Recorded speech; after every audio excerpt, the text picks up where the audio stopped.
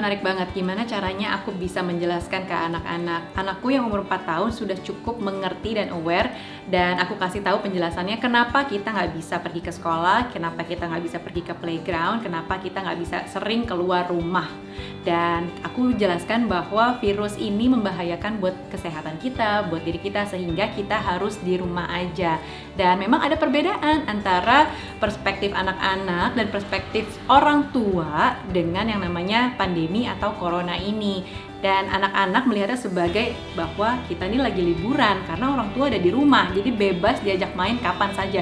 Padahal dari sisi orang tua, dari mata orang tua, sebenarnya pandemi ini adalah struggle buat kita. Kita harus mempertahankan pekerjaan kita harus bisa survive melewati masa ini, dan itu nggak gampang.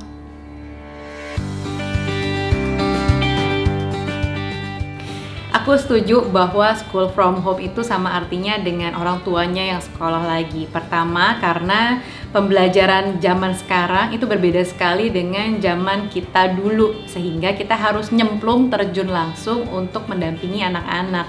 Kedua, pembelajaran saat ini sebenarnya bukan cuma tugas guru saja, tapi juga tugasnya orang tua, sehingga kita harus tahu tanggung jawab kita harus tahu tugasnya anak-anak, kita harus tahu sampai di mana sesinya anak-anak, dan untuk itu kayaknya memang kita harus involve langsung ke pelajarannya anak-anak. Nah, ini aturan untuk school from home di rumah dibuat senyaman mungkin dengan cara kita menyiapkan gadget atau alat-alat yang dibutuhkan oleh anak-anak. Kedua, lingkungan yang kondusif itu biasanya kalau aku karena si kakak yang sekolah dan adiknya tidak sekolah, jadi harus dipisahkan dulu biar nggak ada noise, biar kakaknya itu fokus dulu.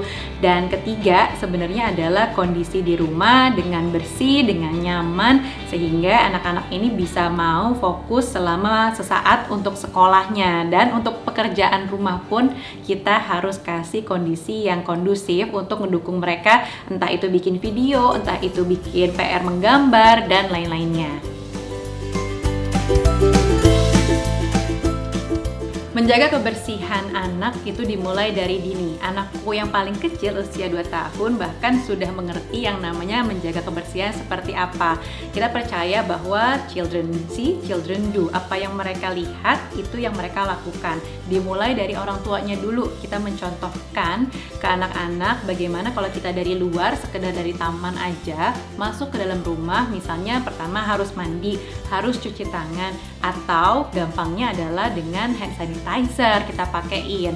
Dan kemudian dengan menjaga tersebut anak-anak pun ngelihat dan mencontohkan bahwa keluar rumah itu kita harus pakai masker, kita harus jaga jarak, dan punya protokol tersendiri untuk menjaga diri kita supaya tidak kena virus. Nah, cara yang tepat untuk memulai mengenalkan kebersihan anak-anak adalah dengan cara kasih mereka yang lucu-lucu. Aku waktu itu awalnya ngasih mereka masker yang lucu-lucu, warna-warni, sesuai kartun karakter yang mereka suka banget. Termasuk juga dengan hand sanitizer. Aku kasihnya ini, Esculin Kids Hand Sanitizer Spray Sum-Sum yang food grade dan bisa untuk sanitasi peralatan makanan anak-anak. Yang pasti anak-anak bakal happy banget kalau dikasih yang lucu-lucu. Jadi bisa kita beliin, kita cari, terus kita tunjukin ke mereka cara pakai yang seperti apa. Dijamin deh anak-anak pasti rebutan.